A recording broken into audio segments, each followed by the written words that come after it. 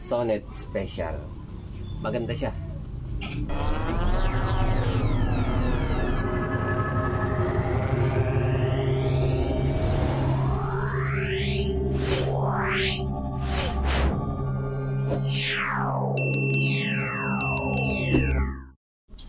Mag-unbox tayo ng gulong ng bisikleta.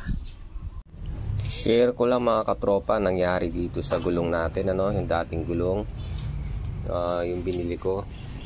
So ito base lang sa experience, ganito ang nangyari.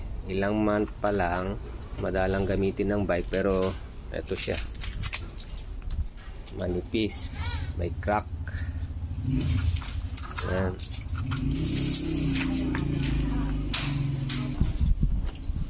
Yan, kung nakikita nyo, yan, nabutas. Tapos lumuwa ang interior.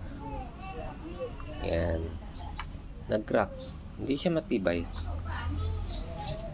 So kayo nang bahalang humusga mga katropa kung anong brand ito, pero base lang ito sa experience. Wala tayong pinopromote o sinisiraan dito sa ating vlog. Yan.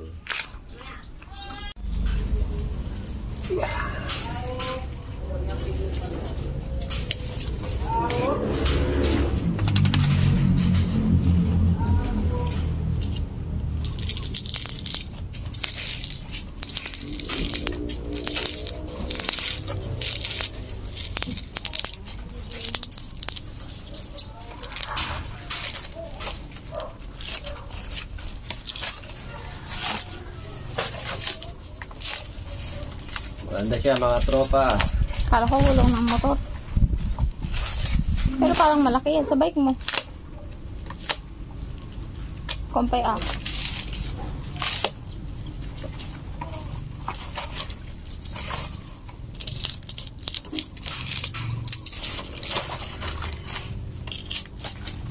Oo, ito siya, yung size niya 20 by 2.125. Tama ito. Made in the Philippines. Rubber Master Manufacturing Corporation. Sonnet Special. Maganda siya. Maganda. Solid. Solid mga tropa. Okay na? Nang Okay. kutsinta. Okay. Bagong gulong natin na Sonnet tire. Yun. 4-ply rating. Ang size ay 20 by 2.125.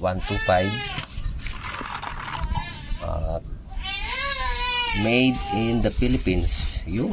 Proudly made in the Philippines. At gawa pala ito ng Leo tires. Ang kanyang manufacturer ay Rubber Master Manufacturing Corporation. Yun. Sonnet Special. So yan yung kanyang bali category siguro ng yan. Maganda siya. Makapal kaagad yung ating pinaka-spike dito. Maganda para sa mga BMX, mini mountain bike. Yan. Share ko lang to mga katropa. At siguro sa susunod i-review natin pagka nakakabit na.